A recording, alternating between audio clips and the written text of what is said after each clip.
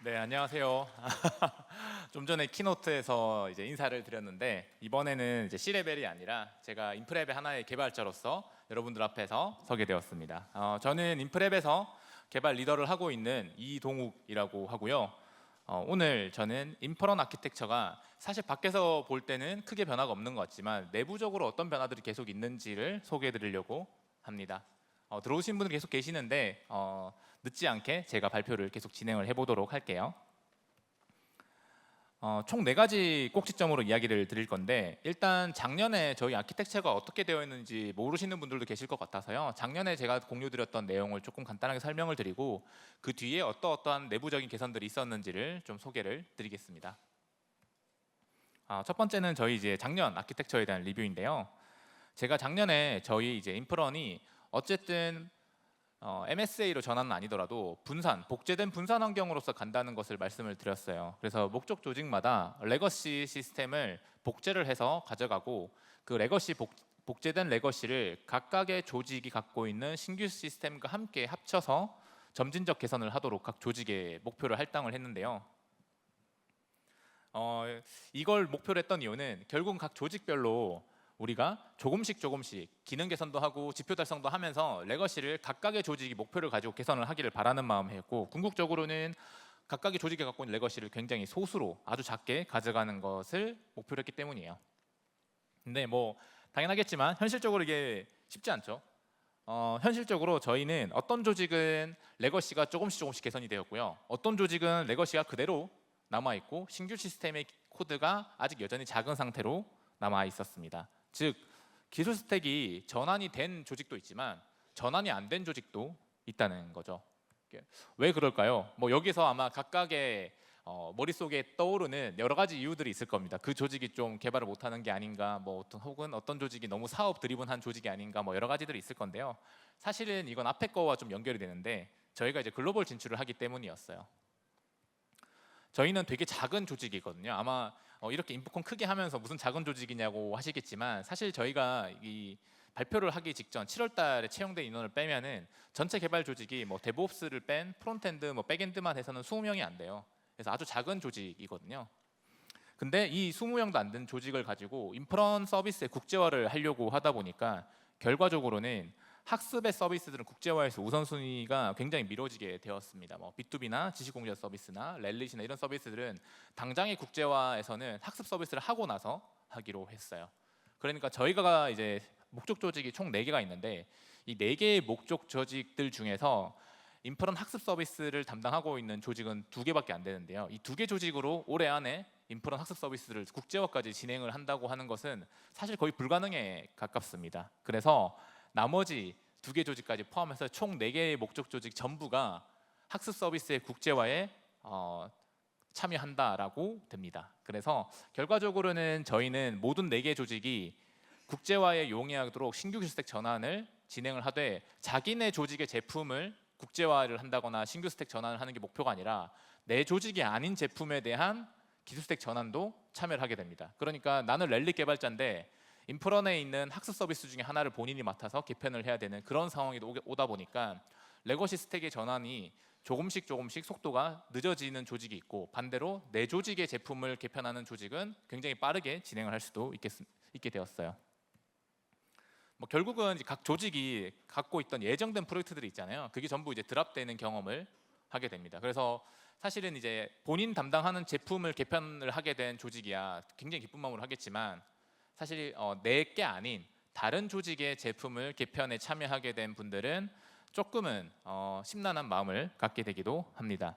그래도 원형적 사고로 저희가 이제 인프런에 있는 많은 레거시를 올해 사업팀과 여러 가지 뭐 운영팀의 지원을 받아서 함께 쉽게 개편할 수 있게 되었으니까 이게 좀 더 좋다라는 생각을 모든 개발팀이 하게 됩니다. 결과적으로 서비스 전체에 있는 레거시가 줄어드는 건 사실이니까요. 그래서 저희 개발팀과 제품팀 전체가 잘됐다 차라리. 어차피 이게 사업 드리븐으로 움직이면은 어차피 속도가 내기 힘든데 지금은 전사가 합심해서 레거시 스택을 전환하는 거에 대해서 모두가 동의를 하고 있는 상태니까 이참에 확 개편해버리자라는 아주 긍정적 사고를 하고 진행을 하게 됩니다. 글로벌을 생각하면 보통 국제화나 이런 것들을 먼저 생각하실 텐데 그 전에 미리 기반 작업들이 좀 필요했었어요. 첫 번째는 이제 트래픽 비용 개선이었는데요. 이게 최근에 아마 해외여행을 다녀오신 분들은 좀 느끼시겠지만 환율이 굉장히 많이 올랐습니다. 1,400원을 넘을 때도 있었어요. 그러니까 나는 아무렇지 않게 트래픽이 그대로 나왔는데 갑자기 클라우드 비용이 20% 이상 올라가는 경험을 하게 됩니다. 저희가 맨 처음에 인프런 서비스를 출시를 하고 1,000원, 1,100원, 1,200원 이렇게 환율이 올라가는 걸 조금씩 봤는데 최근 1년이 엄청나게 높아졌어요. 1,400원 이상이에요. 그러면 내가 비용 절감을 아무리 해도 환율 올라가는 속도를 못 따라가더라고요. 더 문제는 글로벌 서비스를 시작한다는 건 사실 어떤 의미로는 무료 트래픽을 계속 발생시켜야 된다는 걸 의미하는데요. 무료 강의를 만들어서 뭐 인도나 베트남, 미국이나 이런 쪽에 이 강의 공짜니까 들어보세요라는 이런 식의 트래픽을 발생시켜야 되는데 이것들조차 사실은 수익이 전혀 되지 않는데 트래픽 비용을 내야 되는 그런 상황이었던 거죠. 그래서 국제화 오픈 전에 비효율적인 트래픽 비용을 먼저 개선하자라는 목표를 세웁니다. 물론 이건 프로덕트 팀과 그 플랫폼 팀은 조금 역할이 다르기 때문에 각각의 역할에 맞게 움직였지만 어쨌든 그 전에 우리 비효율적으로 돌아가는 트래픽은 좀 개편을 하자라고 생각을 하게 되고요. 가장 쉬운 방법, 그러니까 국제화나 이런 작업을 하면서도 가장 쉽게 할 수 있는 게 이미지 트래픽인데요. 보통 저희가 이렇게 강의 목록 페이지가 나오면 이렇게 작은 강의 이제 프로필 이미지가 노출이 되는데 이건 뭐 여러분 다 아시겠지만 화면에 필요한 만큼의 이미지 크기만 전송을 해요. 아마 지금 커뮤니티 서비스나 컨텐츠 서비스를 하고 계신 분들은 이렇게 필요한 만큼의 이미지 크기만 제공하는 정도의 인프라는 대부분 다 구축을 하셨을 거예요. 보통 이건 이제 클라우드 프론트와 람다 엣지를 사용을 해서 쿼리 파라미터에 뭐 W는 380 이러면 이제 380 사이즈의 이미지로 변환을 해서 내려주는 이 정도의 이미지 트래픽 최적화 작업은 대부분 하고 있을 겁니다. 그리고 이걸 클라우드 프론트에서 캐싱을 해서 계속해서 람다 엣지가 수행되거나 S3 원본 파일이 사용되기보다는 클라우드 프론트에서 직접 캐싱된 걸 내려주면서 이미지 트래픽 전체적인 것에 대해서 최적화 작업을 보통 대부분 다 하고 있는데요.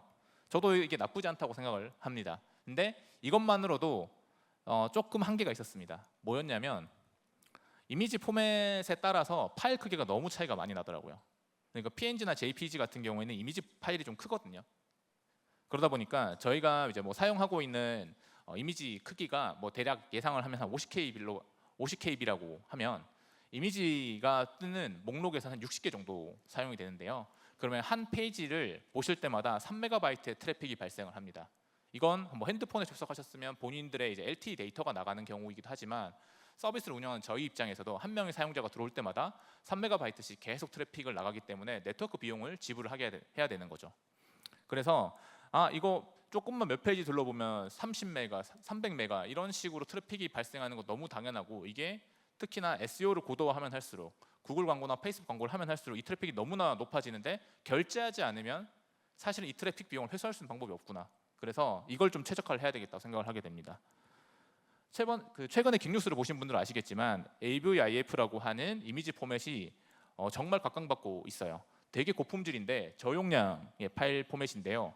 이걸 적용하고 있는 서비스도 한국에는 일부 있습니다. 근데 아직은 이제 웹피나 PNG를 쓰고 있는 데가 아직 더 많긴 하지만요. AVIF의 장점은 품질 저하가 없는 고효율 압축이 가능하다는 거예요. 그래서 JPG에 비해서는 최대 50%까지 용량 개선이 가능한데요. 보통 이런 새로운 이미지 포맷을 쓸 때 많은 분들이 걱정하시는 것 중에 하나가 근데 지금 브라우저에서 지원을 해요, 그 포맷을. PNG나 JPG 외에도 지원을 하시나요? 라는 질문들을 많이 해주시는데 AVIF는 지금은 거의 대부분의 요즘의 브라우저들은 지원을 해줍니다. 그래서 이 포맷을 통해서 이미지를 내려주신다 하더라도 브라우저에서 노출되는 거는 큰 문제가 없더라고요. 그래서 저희는 이미지 리사이즈만 하진 않고요. 여기에서 파일도 포맷을 AVIF로 전환을 해서 내려주도록 합니다. 이건 이제 람다 엣지에 있는 코드를 좀 수정을 하면 가능한데 쿼리 파라미터, 그러니까 URL 파라미터에 f는 AVIF라고 내가 원하는 포맷으로 입력을 하면 람다 엣지에서 그 파라미터를 보고 내려줍니다. 그리고 클라우드 프론트에서는 파라미터를 보고 캐싱된 걸 내려주던가 람다 엣지로 전달해서 직접 그걸 리사이즈랑 포맷을 변경한 것을 내려주던가 이런 식으로 하게 됩니다. 자, 그러면 우리는 포맷 하나만 바꿨잖아요. PNG나 JPG를 쓰다가 AVIF라고 하는 포맷으로 변환하는 로직만 람다 엣지에 넣었는데 얼마나 개선이 되었을까요? 전체적으로 60% 이상의 트래픽 비용을 개선할 수 있었어요. 그러니까 PNG가 51kB짜리를 사용을 했는데 얘를 웹피로 전환을 하면 42kB, 그리고 AVIF를 했을 때는 20kB 이하로 되었어요. 보통 웹피 정도까지도 많이들 쓰시겠지만 AVIF가 정말로 혁신적으로 이미지 트래픽을 줄일 수 있었습니다. 저희는 단순히 파일 포맷만 변경을 했는데 전체 이미지 트래픽이 60%가 개선이 되었던 거죠. 이런 식으로 해서 저희 같이 컨텐츠 서비스들이 갖고 있는 이미지 트래픽 비용을 좀 많이 개선을 할 수 있었습니다. 두 번째는 제이슨에 대한 CDN 캐시인데요. 저희 인프런을 보시면 이렇게 강의 쪽 탭을 마우스 클릭을 해보시면 여러 가지 카테고리 정보들이 나옵니다. 물론 이 카테고리 정보는 사실은 추가될 수도 있고 이름이 변경될 수도 있으니까 데이터베이스에서 관리를 하고 백엔드에서 이 카테고리 정보를 내려주고 그걸 모든 페이지마다 이 강의 탭을 클릭했을 때 노출될 수 있도록 구현을 하고 있는데요. 여기에서 사용되는 트래픽 크기가 얼마냐면요. 하루에 150GB입니다. 한 달이면 4.5TB를 이 카테고리를 그리기 위한 제이슨 데이터를 내려주는데 사용을 하고 있던 거죠. 말도 안 되게 높은 비용이고요. 더 중요한 거는 이 헤더라고 하는 영역은 사실은 모든 서비스의 모든 페이지마다 들어가야 되거든요. 그러니까 전체 트래픽 그대로 요청수가 발생을 한다는 거예요. 그래서 저희가 말씀드렸다시피 변경 가능성이 대단히 높은 영역이기 때문에 데이터베이스에서 직접 이 정보를 내려주고 있었는데 그러다 보니까 DB 부하가 굉장히 높았습니다. 이 DB 부하를 일단은 줄여야 되는 게 목표죠. 왜냐하면 우리가 쓰고 있는 모든 리소스 중에서는 데이터베이스가 가장 비싸니까요. 그래서 가장 쉬운 방법, 일단은 외부에 있는 원격 캐시로 데이터를 캐싱시키는 겁니다. 그러면 데이터베이스의 요청들이 거의 99% 이상은 외부의 캐시 서비스로 요청이 들어가니까 데이터베이스의 부하는 확 줄어드는 거죠. 그리고 DB상의 변경이 있으면 그 레디스나 엘라스틱 캐시 같이 외부 캐시에 저장되어 있는 정보를 갱신만 하면 되는 겁니다. 자, 이렇게 해서 변경을 했지만 DB 부하는 줄었지만 결과적으로는 이 엘라스틱 캐시라고 하는 미들웨어를 3대 이상 운영을 해야 되는 상황이 발생을 했어요. 왜 그러냐면은 세션과 마찬가지로 이 카테고리는 그려지지 않으면 절대 안 되는 영역인데 모든 페이지마다 모든 트래픽마다 호출하는 영역이다 보니까 최소 3대 이상의 엘라스틱 캐시 서버가 필요했던 건데요. 이러다 보니까 아니 단순히 이 카테고리 정보 이거 하나 띄우려고 엘라스틱 캐시 3대 쓰는 게 말이 돼? 라는 생각을 하게 되죠. DB 스펙을 한 단계 더 높이는 거나 엘라스틱 캐시 서버 3대 쓰는 거나 거의 비싼 비용이더라고요. 우리가 이 트래픽 비용을 아끼는 거는 결국은 비용적인 걸 위한 건데 비용 개선이 없던 거죠. 그래서 안 되겠다 하고 로컬 캐시로 전환을 합니다. 일단은 이거 어차피 갖고 있는 게 제이슨 정보이니까 이거 그렇게까지 복잡한 캐싱이 필요하지 않다. 제이슨 깡으로 저장돼 있는 거를 사용하면 되니까 이걸 애플리케이션에서 직접 캐싱을 하자. 라고 해서 네스트에서는 보통 이제 캐시 매니저라는 게 있고요. 뭐 자바 진영에는 EH 캐시 같이 여러 가지 로컬 캐시 솔루션들이 있는데 로컬 캐시로 그 캐시 계층을 옮기자라고 하게 됩니다. 그래서 로컬 캐시를 사용하니까 애플리케이션만으로 트래픽 처리가 가능하고 별도의 엘라스틱 캐시 같은 원격 캐시 서버가 필요하지는 않게 돼요. 그리고 데이터베이스의 부하는 여전히 이제 줄어든 상태를 유지를 하게 됐고요. 그래서 비용적으로 굉장히 개선되었다. 데이터베이스 부하는 줄이면서 원격 미들웨어는 추가하지 않고 원래 쓰고 있던 애플리케이션 서버군 안에서도 처리 가능할 정도로 로컬 캐시를 사용하면 되니까 라고 해서 목표를 달성했다라고 생각을 했는데 하지만 비용적으로 한 가지 더 큰 문제가 남더라고요. 뭐였냐면 결국은 EC2가 트래픽 받는 건 똑같더라고요. 우리는 캐시 계층을 데이터베이스부터 시작해서 엘라스틱 캐시 그리고 로컬 캐시 이렇게 계속 옮겨왔는데 결과적으로 EC2 서버가 받는 150GB, 하루 150GB, 한 달 4.5TB의 트래픽은 똑같다는 거죠. 요청수는 수백만 건이겠죠. 왜냐하면 제이슨 파일 크기가 커봐야 얼마 되지도 않을 텐데 그걸 4.5TB를 발생시키려면 트래픽 수가 얼마나 많겠어요. 결과적으로는 여러 가지 캐시 계층을 막 쓰긴 했지만 EC2에는 여전히 엄청나게 많은 수의 요청수가 발생을 하고 거기서 빠져나가는 네트워크 트래픽 비용이 테라바이트 수준으로 유지를 되고 있었던 건 똑같았습니다. 여기서 저희가 한번 생각을 해봤어요. 이게 사실은 이 많은 동일 API라고 하는, 그러니까 제이슨 데이터라는 게 카테고리 같은 경우에는 어찌됐든 자주 변경되어도 하루에 한 번이지 사용자가 막 실시간으로 변경하는 정보가 아니라 관리자들이 카테고리 정보가 변경되었을 때 변경될 정도로면은 하루에 한 번, 길게는 한 달에 한 번 정도 변경밖에 없거든요. 그럼 거의 같은 데이터를 사용하는데 로컬 캐시도 필요 없지 않을까라는 생각을 하게 돼요. 예를 들어 API 데이터라는 건 여러분 거의 대부분 비슷하시겠지만 제이슨을 쓰시잖아요. 제이슨 포맷으로 데이터를 내려주시는데 이거 제이슨 데이터라는 거는 사실이 엄밀히 말하면은 제이슨 파일과 크게 다를 바가 없거든요. 제이슨 파일을 그냥 내려주나 제이슨 데이터를 API에서 내려주나 사실 제이슨이라고 하는 그 파일 포맷이 바뀌는 건 아니에요. 그리고 제이슨 파일을 내려주는 거랑 비슷하다고 하는 것은 이미지 파일이나 JS 파일, CSS 파일 같이 정적 파일을 내려주는 것과 비슷한데 왜냐면 파일 포맷만 그 컨텐트 헤더만 바꿔주면 되니까요. 그리고 이건 결국은 CDN에서 캐시하면 되지 않나?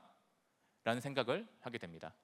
즉 캐시 계층을 앞으로 이제 계속 옮겨서 결과적으로는 한 번 내려준 데이터는 CDN에서 캐싱을 하고 이 카테고리 정보가 갱신되기 전까지는 CDN에서 그냥 바로바로 제이슨을 내려주기만 하면 EC2까지 트래픽이 들어오지 않겠다라는 생각을 하게 됩니다. 그럼 요 제이슨 데이터 요걸 어디에 보관할까? 요게 이제 핵심인데 크게 두 가지가 있거든요. 하나는 S3고요. 하나는 API 응답을 그냥 그대로 캐시하는 겁니다. S3에 제이슨 파일 카테고리 정보를 올려놓고 그걸 CDN에서 그냥 바로바로 내려가면 아예 이제 API 서버 호출할 일이 아예 없어지는 거죠. S3를 쓰면은 단점이 있었어요. 뭐였냐면은 결국은 파일 라이트가 발생을 한다는 건데 이게 데이터베이스의 파일 업데이트, 그 데이터 업데이트보다는 확실히 느리고요. 그리고 불편한 점이 있습니다. 그리고 더 중요한 거는 어드민에서 어떻게든 제이슨 카테고리 정보를 업데이트하고 갱신하고 이런 것들을 어드민의 추가적인 구현이 좀 필요했던 거죠. 반대로 API 응답 캐시는 지금의 아키텍처를 그대로 사용을 하면서 트래픽만 99% 이상 감소시킬 수 있는 방법이었어요. 왜냐하면 기존 API에서 내려가는 제이슨을 CDN에서 캐싱만 하면 되는 거니까요. 그래서 이 EC2에서 내려가는 제이슨 데이터를 클라우드 프론트에서 캐싱을 하고요. 여기에 이걸 통해서 로드 밸런서나 EC2나 RDB의 전체 트래픽이 전부 다 감소가 되었어요. 왜냐하면 한 번만 내려주면은 갱신하기 전까지는 CDN에서 바로바로 데이터를 쳐내려 주기 때문에 그렇기 때문에 실제로는 CDN 트래픽만 발생하고 나머지 뒷단에 있는 트래픽은 전부 없어졌습니다. 이렇게 하면 결과가 어떤지 궁금하실 텐데 좌측이 저희 애플리케이션 모니터링 툴이고 우측이 전체 이제 그 모니터링 툴인데 애플리케이션 로드가 70% 감소가 되었고 이건 이제 평균이고요. 그 전체적으로 봤을 땐 90% 이상 로드가 감소가 되었어요. 그러니까 실제로 그 카테고리 정보를 내려주는 API 트래픽이 70에서 90% 정도 감소되었다고 보시면 되고 로드 밸런서 그러니까 앞에 있었던 이 중간에 있던 로드 밸런서도 트래픽이 없어졌잖아요. 얘는 전체에서 50%가 감소가 되었어요. 그러니까 CDN에서 바로바로 쳐내니까 EC2 애플리케이션 데이터베이스 트래픽뿐만 아니라 그 앞단에 있는 로드 밸런서까지 전부 트래픽이 감소가 되었던 겁니다. 결과적으로는 하루에 150기가, 한 달에 4.5TB의 트래픽이 EC2로 더 이상 처리하지 않게 되었어요. 그래서 4.5TB의 비용은 단순히 CDN 비용으로만 처리가 되었고 보통 우리가 클라우드를 사용하다 보면 CFRC 같이 클라우드 그 CDN의 트래픽 비용에 대한 계약을 좀 더 절약할 수 있는 여러 가지 계약서가 있거든요. 그거까지 사용하시게 되면은 EC2의 정말 낮은 서버를 사용했을 때만큼의 비용으로 한 달에 5TB, 10TB의 비용을 트래픽을 처리할 수 있게 되었습니다. 근데 이제 주의사항이 있는데요. 이거 엄청 좋은데 다 쓰면 안 되나요라고 하는데 다들 못 써요. 왜냐하면은 이게 그 애플리케이션의 응답 제이슨을 캐싱한다는 거는 반대로 얘기하면 헤더도 캐싱이 되거든요. 중요한 거는 우리가 이제 응답 헤더에는 쿠키가 있습니다. 보통 쿠키는 사실 모든 API는 애플리케이션 구현하시다 보면은 세션 쿠키도 같이 포함돼서 내려가거든요. 그러면 이게 까딱 잘못 설정을 하시면은 맨 처음 로그인하는 사용자가 맨 처음 그 API를 호출했을 때에 그 세션 쿠키가 캐싱되어 있는 채로 CDN에서 내려가 버리면은 모든 사용자들은 그 캐싱된 쿠키를 가지고 있는 제이슨을 가지고 올 거잖아요. 그럼 그 사람들이 첫 번째 로그인한 사용자의 세션으로 다 교체가 돼 버려요. 그래서 모든 사람들이 들어왔더니 다 같은 사용자의 정보로 로그인이 되어 있는 그런 사태가 발생할 수 있습니다. 그래서 이런 이제 API, 특히 비즈니스 드리븐한 어떤 API를 CDN 캐싱을 할 때는 캐시 컨트롤 설정을 되게 잘 해주셔야 되고요. 저희 같은 경우에는 백엔드에서 내려주는 API들은 전부 쿠키 쪽이나 이런 캐시 컨트롤 쪽을 전부 다 설정을 변경을 해서 사용을 하고 있습니다. 디폴트 설정을 하시면은 캐싱을 하고 있으니까 이 부분들은 굉장히 주의해 주시고 아마 올해 초나 작년 말에 보면은 로그인 이슈에 관련된 되게 많은 플랫폼들의 이슈가 있었는데 보통 이런 CDN 캐싱을 잘못하면 그런 이슈가 생기기 때문에 이건 꼭 주의해 주시면 좋습니다. 이렇게 아주 간단한 두 가지 방법만으로도 저희는 몇 테라바이트의 뭐 이미지나 혹은 제이슨 데이터를 최적화를 했으니까 이제는 조금 국제화에 맞는 아키텍처를 개선을 해보기로 했습니다. API 환경 개선인데요. 당연한 얘기겠지만 저희 레거시는 익스프레스로 되어 있고요. 국제화 같은 경우에는 어쨌든 프레임워크들을 사용하면 좋은데 현재 어쨌든 저희같이 모바일 서비스가 아니라 웹 서비스가 메인인 환경에서는 SEO가 굉장히 중요하고 그러다 보니까 SEO가 잘 되면서도 국제화도 잘 지원되고 여러 가지 언어들도 잘 지원하는 프레임워크 교체가 필요했고 그게 이제 Next.js인데요. Next.js로 전환한 작업을 하면서 일단 1차적으로는 사용자에게 제공되고 있는 이제 그 페이지는 Next가 처리를 하고 있고 그리고 CSR 환경 같은 경우에는 결국은 뭐 SSR을 내려주더라도 부분 변경이 필요한 경우에는 CSR로 API를 호출할 텐데 요거까지 Next.js가 API를 프록시해서 처리를 하도록 합니다. 그림으로 보여드리면은 이런 식으로 뭐 API를 호출하든 뭐 SSR 페이지를 호출하든 이걸 어찌됐든 Next.js가 받아서 이걸 뭐 API 같은 경우에는 이제 프록시를 해가지고 뒤에 있는 백엔드 API를 호출하고 내려주는 형태로 중간에 있는 모든 계층을 넥스트가 담당을 하게 했습니다. 요건 이렇게 API 프록시 하는 거는 넥스트에서 설정을 정말 쉽게 해주시거든요. 리라이트라는 옵션을 사용하시면 뭐 next.js의 /API /v1 뒤에 어떤 패스를 통과하는 것들은 전부 뒷단에 있는 어떤 도메인에 있는 API v1으로 가게 해주세요라고 설정해 주는 게 있어요. 그래서 이런 옵션을 통하면 next.js를 단순히 렌더링 서버로만 쓰지 않고 API 프록시 서버로도 사용을 하고 할 수 있게 되어서 관리하실 때 되게 편하게 됩니다. 그래서 next.js가 해주니까 API 호출이나 이런 것도 우리 서비스의 모든 외부 트래픽은 next.js로 들어오게 이렇게 단일화를 했는데 정말로 next.js랑 백엔드 API를 호출하는 이 단순한 구조로만 서비스가 운영이 된다면 참 좋을 텐데 분산 환경이잖아요. 분산 환경의 단점은 이 백엔드 API를 호출하는 건 단순히 next.js 서버만 호출하는 게 아니라 다른 백엔드 서버도 우리 백엔드 서버를 호출할 수 있다는 거거든요. 여기에 이게 뭐가 문제예요라고 할 수 있을 텐데 next.js가 호출하는 이제 API 같은 경우는 결국 외부에 제공하는 용도예요. 그러니까 외부의 사용자들이 호출할 수 있을 거니까 이건 당연히 세션 체크를 뒷단에 있는 백엔드 서버가 무조건 해야 되거든요. 물론 next.js가 중간에 뭐 세션 체크를 한다거나 그렇게도 해야 되겠지만 저희는 이제 백엔드 서버와 세션 체크를 하기로 했어요. 그리고 내부 백엔드 서버들끼리는 세션 체크를 거의 안 해요. 왜냐하면 세션 쿠키를 모든 백엔드 서버가 들고 있을 수는 없으니까 백엔드끼리는 어차피 비공개망, 그러니까 프라이빗 그 서브넷에서 움직일 거니까 얘네들끼리 소통할 때는 어떤 특정한 인증 키만 가지고 체크를 하고 세션까지 체크하지 말자라고 해서 구현을 합니다. 왜냐하면은 저희가 이제 앞에 보여드렸던 것처럼 익스터널 API라고 하는 이제 로드 밸런서와 그리고 인터널 API랑 로드 밸런서 두 개를 만들어서 하나의 서버에 붙여 놓으면은 결국 그쪽 도메인을 통해서 호출을 했을 때 얘가 공개망이냐 비공개망이냐를 구분할 수가 있게 되거든요. 백엔드 서버끼리는 인터널 API.com이라는 걸 호출할 거니까 요거는 비공개 통신이 할 거다. 외부에서는 인터널 API를 호출을 못해. 이런 식으로 방어를 했던 거죠.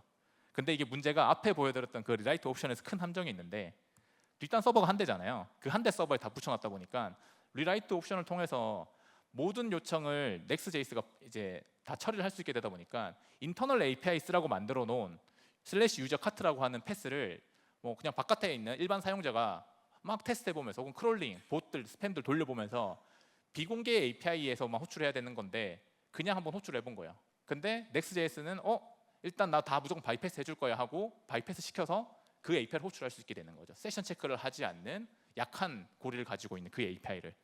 결국 이 옵션이 내부의 가장 중요한 API들이 외부에서 호출할 수 있게 되는 그런 상황을 발생을 시킨 거죠. 해결 방법은 몇 가지가 있어요.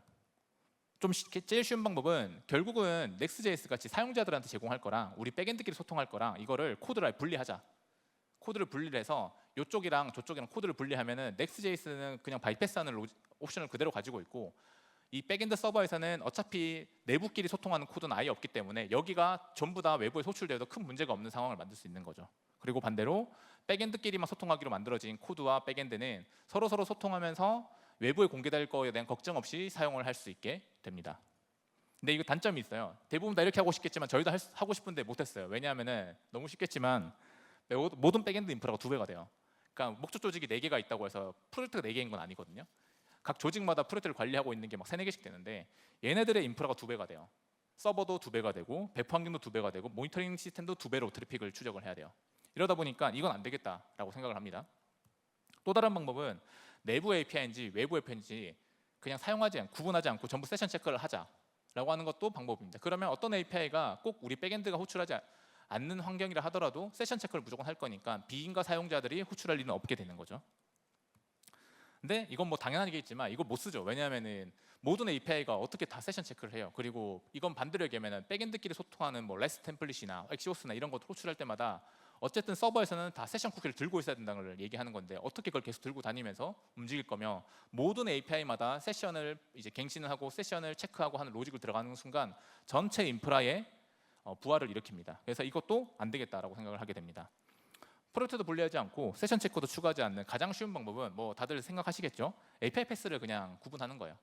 그러니까 어쨌든 원본 서버는 하나인데 얘네를 호출하는 환경이 지금 2개가 서로 다른 거잖아요. 비공개망이랑 공개망에서 서로 다르게 호출하고 있다는 이게 지금 제일 큰 문제니까 프론트엔드가 호출하는 외부에 제공해야 될 애들은 원래는 우린 도메인으로 구분했지만 도메인 구분해가지고는 리라이트 옵션을 열어두는 순간 문제가 생긴다. 그렇다고 프론트엔드가 쓸 API마다 리라이트 옵션을 하나하나씩 개별 설정하기에는 너무 많은 패스를 가지고 관리를 해야 되니까 안 되겠다 싶어서 저희는 그냥 앞단에 슬래시 클라이언트라는 걸 붙여서 하기로 합니다.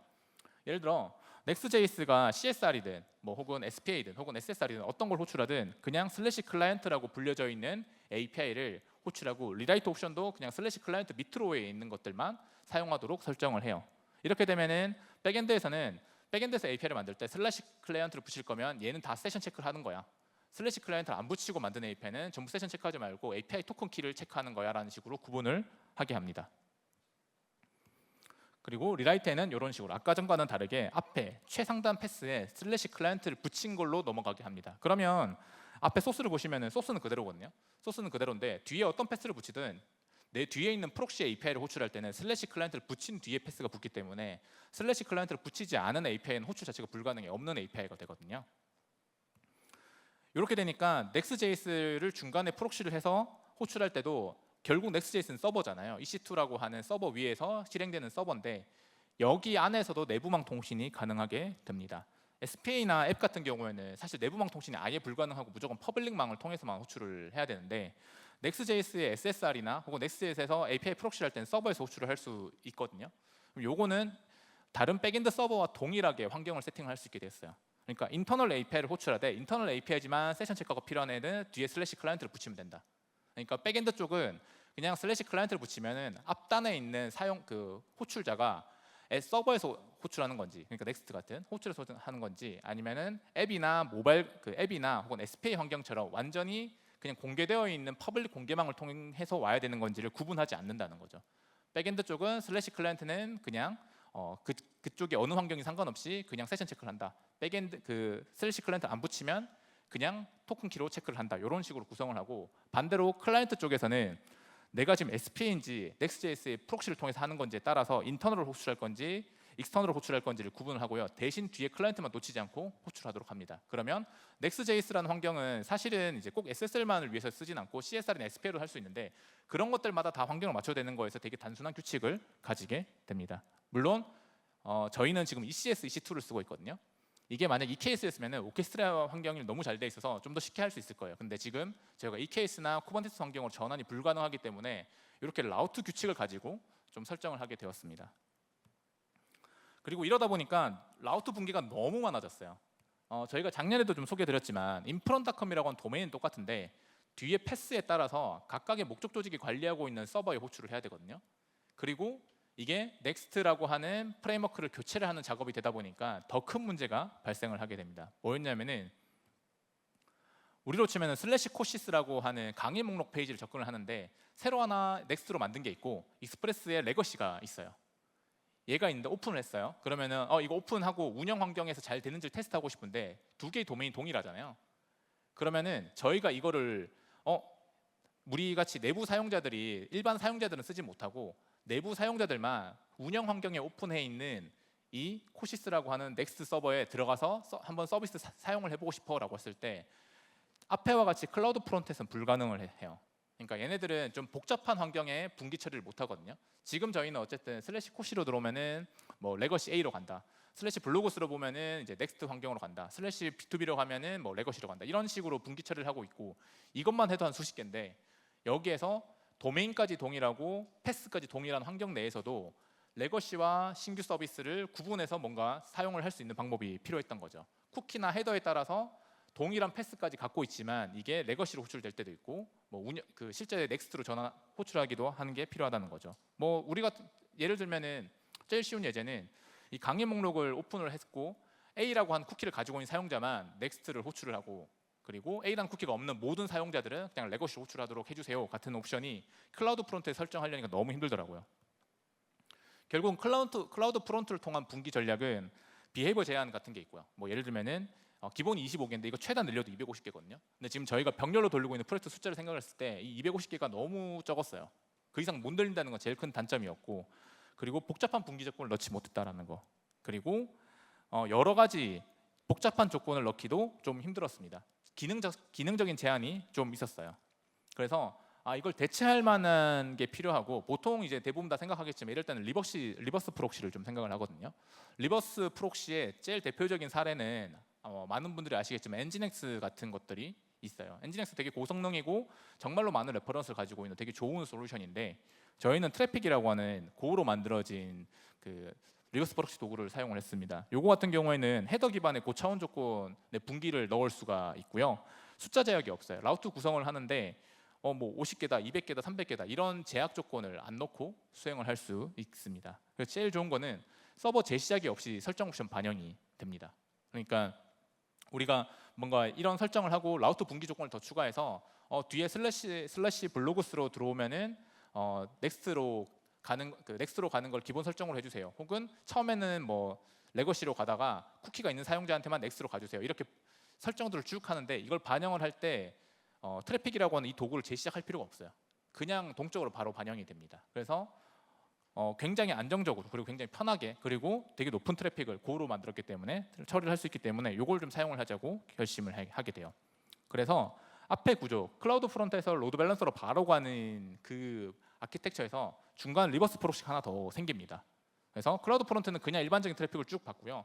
여기에서 어느 쪽으로 갈 거냐, 쿠키에 따라서, 헤더에 따라서, 패스에 따라서 어디로 갈 거냐를 전부 중간에 있는 이 트래픽이라고 하는 미들웨어에서 관리를 하게 됩니다. 더 좋은 점은 여기에 설정들을 전부 저희가 코드로 관리를 하고 있기 때문에 그 전에 분기 조건이 뭐였더라 이런 것들을 전부 깃으로 버전 관리가 된다는 거예요. 버전 관리가 된다는 거 누가 혹은 인프라 팀이 실수를 했을 때 이게 롤백이 가능해야 되는데 그 전 옵션을 기억하는 사람도 있어야 되잖아요. 근데 그 전 옵션들 기억할 필요가 없이 깃을 리버트 시키면 돼요. 그리고 저희 이제 데브옵스 팀은 고를 메인 언어로 좀 쓰고 있는데요. 고를 메인 언어로 쓰고 있다 보니까 트래픽 쪽에서 뭔가 코드가 이상하다 싶은 거나 이해가 안 되는 것들 있으면 직접 코드를 보고 활용할 수 있을 정도로 이 트래픽이라는 도구에 대해서 저희가 좀 굉장히 만족을 하고 있습니다. 그리고 이걸 통해서 저희는 뭐 쿠키나 헤더에 따라서 어떤 로드 밸런스로 갈 거냐를 설정할 수 있게 되었고 이걸 통해서 제일 좋은 거는 결국 점진적으로 Next.js 개편이 가능하게 됐다는 거예요.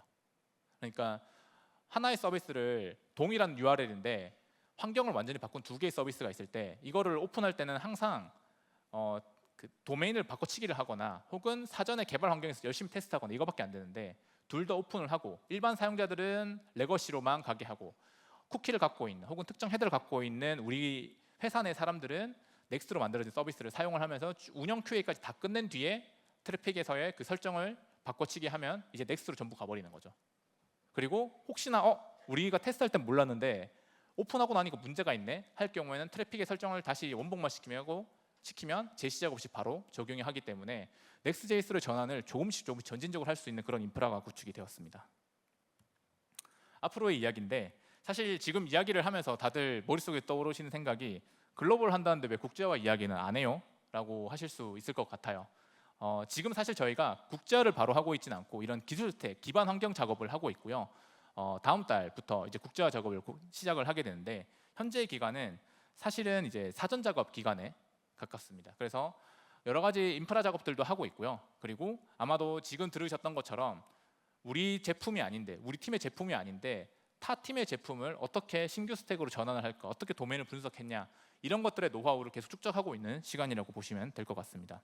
결과적으로 이런 인프라 작업들, 이런 여러 가지 아키텍처 개선들을 통해서 내년부터 인프라 내에 있는 일부 기능들이 다국어로 지원이 될 예정이고 아마 내년 인프콘에서는 다국어를 어떻게 했느냐, 서로 다른 목적 조직에서 서로 다른 내가 감당하지 않는 제품을 어떻게 개편했느냐 이런 이야기도 할 수 있을 것 같습니다. 국제화나 글로벌이라고 하는 게 결국은 화폐부터 시작해서 시간, 뭐 타임존, 뭐 언어 여러 가지 문제들이 좀 많거든요. 그리고 인프런 팀에는 그럼 그런 글로벌 서비스를 해본 경험이 있나요? 라고 하면은 없어요. 저희 팀에 아무도 없고 아까도 말씀드렸듯이 되게 작은 팀이거든요. 그러면 이걸 다 잘할 수 있을까 같은 걱정도 좀 있는데 저는 이제 펠리컨적 사고를 되게 좋아하는데 일단 시도하는 거죠. 그리고 보통 이제 막 열심히 달리다 보면 넘어지는 거를 걱정하기도 할 텐데 넘어지더라도 뒤보단 앞으로 넘어지는 것을 저희는 좀 원하고 있어요. 그래서 이걸 잘하는 사람을 뽑아서 그 사람의 노하우를 빨리 우리 팀으로 인계를 해서 이 서비스를 하자, 이 프로젝트를 하자라고 하면은 그 사람 뽑기 전까지는 시작을 못 하거든요. 근데 저희 팀은 항상 이 펠리컨적 사고로 일단 시도한다. 시도하면서 깨지면서 앞으로 넘어지면서 가는 팀이기 때문에 앞으로 저희가 내년 내후년에도 계속 이런 인프런 팀이 어떻게 기술적 도전을 하고 있고 어떤 문제들을 해결해 왔는지를 공유 드릴 수 있을 것 같습니다. 네, 발표 마치겠습니다. 고맙습니다.